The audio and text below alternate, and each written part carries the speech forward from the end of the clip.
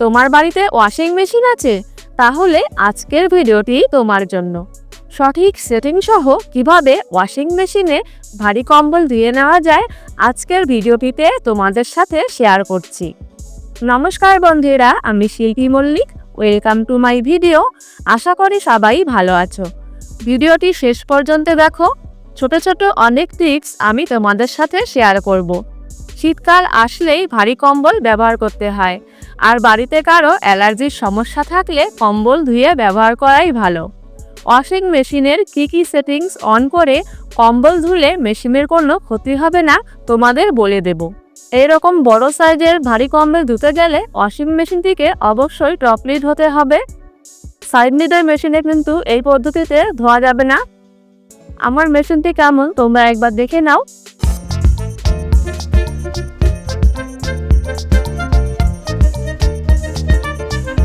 এবার ওয়াশিং মেশিনের মধ্যে কম্বলটা কিভাবে দিতে হবে সেটা একবার জেনে নাও।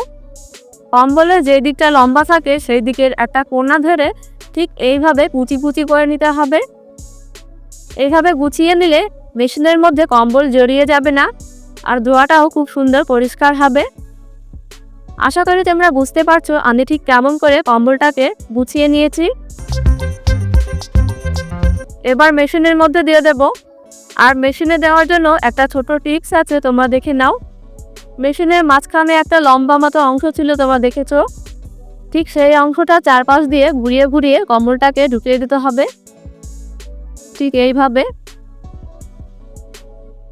আর এইভাবে করে কম্বল দিলে কম্বলটা সুন্দর করে ধোয়া হবে আর ভালো পরিষ্কার হবে।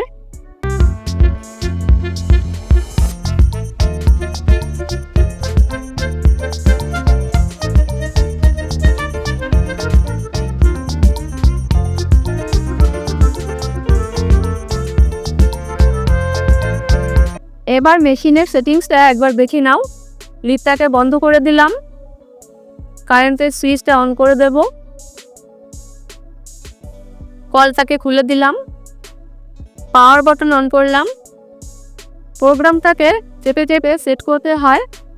কম্বল ধোয়ার জন্য আমাদের P1 সেট করতে হবে।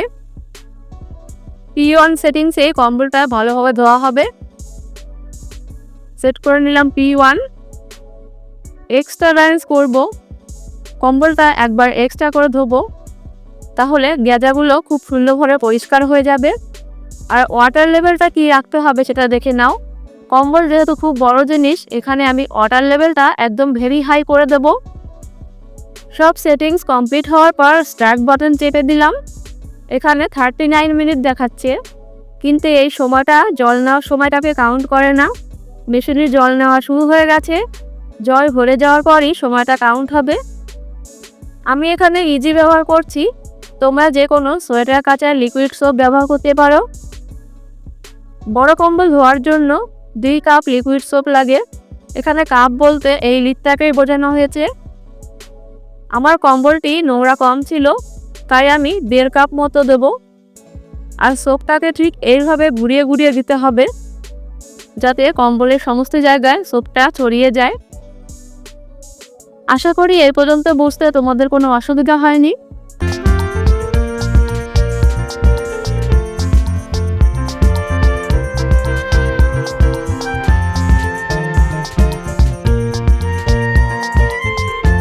এবার ওয়াশিং মেশিনের লিডটাকে বন্ধ করে দিতে হবে।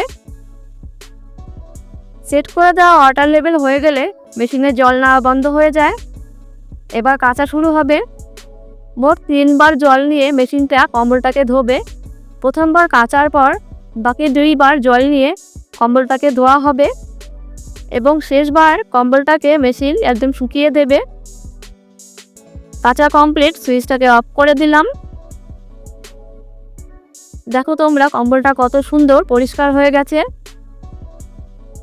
এখানে কিন্তু 95% জল ঝরে গেছে, বাকি 5% আমি রোদে দিয়ে শুকিয়ে নেব। কম্বলটাকে গুছিয়ে তুলে নিলাম। বন্ধুরা, তোমরা যারা এখনো আমার চ্যানেলটি সাবস্ক্রাইব বা ফলো করোনি, প্লিজ করে দিও। ছাদে গিয়ে কম্বলটাকে রোদে দিয়ে দিলাম। 1 ঘন্টা রোদে দিলেই হয়ে যাবে। দোকানে কম্বল পরিষ্কার করতে দিলে অনেক খরচ পড়ে যায়। কম খরচে আর প্রায় বিনা পরিশ্রমে ওয়াশিং মেশিনে খুব সুন্দরভাবে কম্বল ধোয়া হয়ে গেল, আর মেশিনের কোনো ক্ষতিই হলো না। তোমরাও বাড়িতে এভাবে কম্বল ধুয়ে নিতে পারো। দেখো কত সুন্দর পরিষ্কার হয়েছে। ভিডিওটি ভালো লাগলে প্লিজ লাইক করে দিও, আর কমেন্টে অবশ্যই জানিও এই ভিডিওটি তোমাদের কেমন লাগলো। সবাই খুব ভালো থেকো, সুস্থ থেকো। আবার ফিরে আসবো নতুন কোনো ভিডিও নিয়ে।